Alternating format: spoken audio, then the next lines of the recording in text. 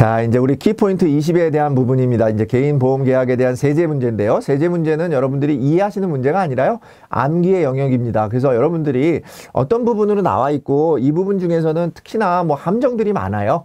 그 뭐를 포함했다, 뭐를 제외했다, 이런 부분들이 많으니까 포함한, 제외한, 뭐 이렇게 포함하다, 포함해서 뭐 한다, 또는 제외해서 한다. 그래서 요게 서로 이렇게 실은 반대되는 입장에서 이렇게 막 그 지문 속에 넣어 놓습니다. 그러니까 좀 헷갈린 부분도 있는데요. 여러분들 말씀드린 것처럼 세제에 대한 부분은 뭐 이해의 영역이 아니고 암기의 영역이니까 여기 나와 있는 문제들 중심으로 해서 여러분들이 그런 포인트들을 그냥 기억하시면 될 것 같다, 이런 말씀 좀 드리면서 20번 한번 진행해 보겠습니다. 자, 일단 개인보험 계약에 대한 개인보험의 계약에 대한 세제 부분은 크게 보면 두 가지입니다. 보장성 보험료 세액 공제가 있고, 그 안에는 장애인 보장성 보험료도 있어서, 보장성 보험료 같은 경우는 일반 보장성 보험하고 장애인 보장성 보험이 있는데, 이거는 보장성 보험의 세액 공제를 받는 혜택은 근로소득자만 대상이 됩니다. 그러니까 우리 보험 설계사라든지 아니면 개인 사업자라든지 뭐 종합소득이 있다 그래가지고 무조건 대상이 되는 게 아니라 반드시 뭐여야 된다? 예, 근로소득자, 월급쟁이여야 된다라는 거예요. 월급쟁이에 한해서 우리가 보장성 보험료 세액 공제를 적용해 주는데, 장애인 전용 보장성 보험 같은 경우는 근로자하고 상관없이 장애인이 피보험자인 경우에 해당이 되는 부분이 되겠습니다. 그 정도 차이가 있고, 그 다음에 금액은 일반 보장성 보험 같은 경우는 12%, 그 다음에 장애인 전용 보장성 보험 같은 경우는 15%의 세액 공제를 하는데, 한도가 각각 100만 원이다. 그러니까 각각 보험에 가입했을 때 제일 큰 한도로 보장을 받을 수 있다라는 부분이에요. 한 보험을 100만 원짜리를 두 개를 드는 거 의미가 없습니다. 예, 보장성 보험 하나, 장애인 전용 보장성 보험 하나, 이렇게 들었을 때 가장 큰 세액 공제를 받을 수 있다. 그렇게 같이 기억하시고요. 두 번째, 개인보험 중에 연금계제 세액 공제라는 게 있습니다. 여러분들이 연금저축 같은 경우에 가입했을 경우에 세액 공제를 받을 수 있는데, 이 부분은 여러분들 소득하고 관련이 있습니다. 근로소득이 적었을 경우에는 좀 더 많이 보상을 받고, 일정한 규모를 넘었을 때는 다 획일적으로 12%를 보상받습니다. 그래서 일반적으로 종합소득자인 경우에, 종합소득자에 해당하는 경우에 12%를 우리가 세액 공제를 받을 수 있는데, 여기 나와 있는 것처럼 종합소득 금액이 4천만 원 이하 또는 근로소득만 있는 경우에 5,500만 원 이하인 경우에는 15%까지 보상을 받을 수 있고요.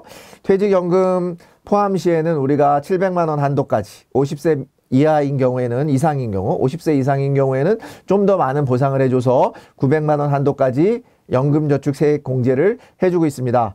자, 확정급여형인 DB형, 여러분들 회사가 보관하고 있기 때문에, 회사가 보장해주기 때문에 그것은 별도의 세액공제 혜택이 없습니다. DB형은 없다. 그 정도 기억하시고요. IS 계좌라고 하는 증권 계좌가 있는데, 그런 부분에 추가로 가입하게 되면 300만 원, 그리고 연 1,800만 원까지 납입이 가능하고, 지방소득세 별도로 12%, 연금계좌 세액공제를 12%의 혜택을 보고 있다라는 부분입니다. 시험 문제에는 12%도 많이 나오고요. 조금 전에 말씀드린 것처럼 5,500만 원 이하일 경우에는 15%까지 추가적으로 확대돼서 받을 수 있다라는 부분 같이 기억하시면 되겠습니다. 자, 그 다음에 이제 개인보험 같은 경우에 이제 특히 조금 전에 말씀드린 것처럼 보장성 보험이 있고, 두 번째는 저축성 보험이 있는데, 저축성 보험은 우리가 이자 소득을 받는 건데, 이자 소득에 대해서 비과세를 받는 요건이 있다. 그런 정도 기억하시면 되는데, 우리가 저축성 보험은 크게 보면 세 가지 조건, 저축성 보험의 종류가 있습니다. 첫 번째는 일시납 저축성 보험입니다. 일시납으로 여러분들이 1억 원 이하를 가입했을 경우에는 우리가 10년 이상 유지됐을 때 일시납 보험에서, 여러분들 일시납 저축성 보험에서 또는 연금보험에서 받는 그 이자 소득에 대해서는 비과세를 받는다. 우리 조건이 뭐라고요? 예, 계약 기간이 10년 이상 유지가 되어야 된다라는 부분이고요. 시험 문제에는 오히려 좀 잘 나오는 부분이 월 적립식 저축성 보험입니다. 월 적립식으로 우리가 여러분들 은행의 적금이나 증권회사의 적립식 펀드와 같이 적금으로 가입할 때 일단 기본적으로 비과세가 유지되려면 기간은 10년 이상입니다. 10년 이상인데, 적어도 납입 같은 경우 월 적립으로 여러분들이 내는 월 적립식 저축성 보험인 경우에는 5년 이상 납을 해야 돼요. 5년 이상 납을 해야 되고, 10년 이상 계약을 유지하면 비과세가 되고요. 기본 보험료를 균등하게 선납 기간은 6개월 이내로 여러분들이 냈을 때, 그리고 월 보험료는 150만 원 이하.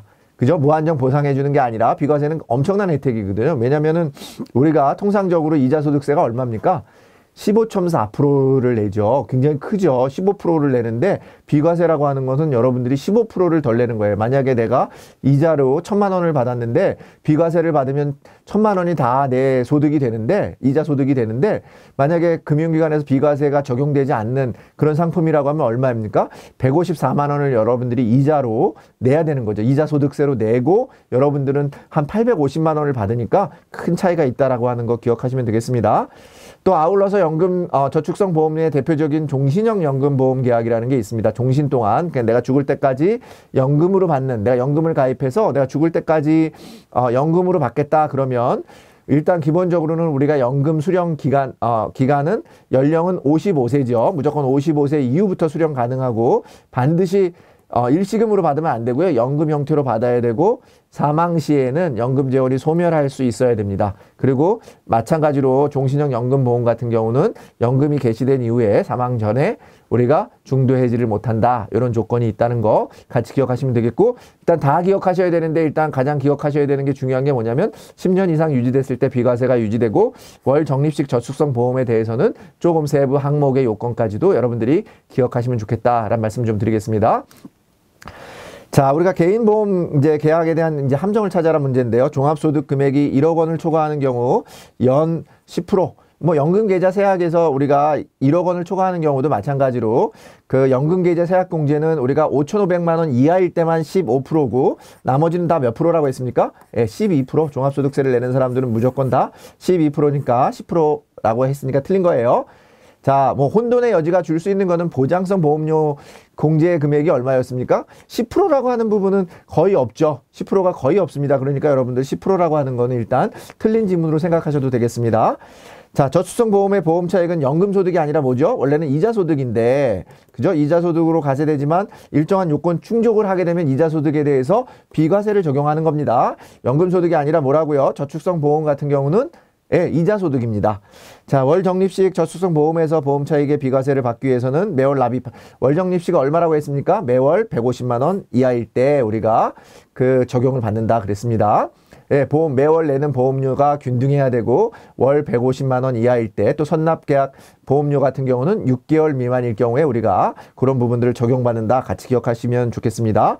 종신형 연금보험계약의 보험책 비과세 요건 중 하나는 사망시 보험계약의 연금재원이 반드시 소멸해야 됩니다. 사망할 때 연금재원이 모두 소멸해야 우리가 종신연금형으로 그 연금 지급을 받을 수 있는 그런 조건이 되는 거죠. 그 얘기는 뭐냐면 여러분들이 사망할 경우 연금을 받다 사망하면 남은 연금 죽을 때까지 받아야 되는 그런 연금에 대해서 일정한 부분들을 미리 죽을 때 그런 연금으로 받는 거예요. 사망보험금이 아니라 연금으로 받는다는 거 같이 기억하시면 도움이 될 것 같습니다.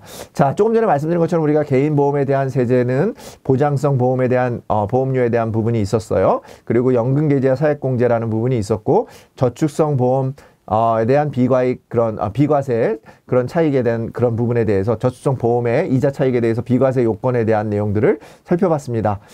다시 한번 말씀드리지만 여러분들 이해하는 부분도 있겠지만 이런 세제 문제들은 암기의 문제고 나왔던 문제들이 대부분 나오고 있습니다. 그렇기 때문에 어렵다고 생각하지 마시고 그런 부분들을 기억하시면서 문제를 풀어보시면 좋겠습니다. 자, 키포인트 20번 마치도록 하겠습니다.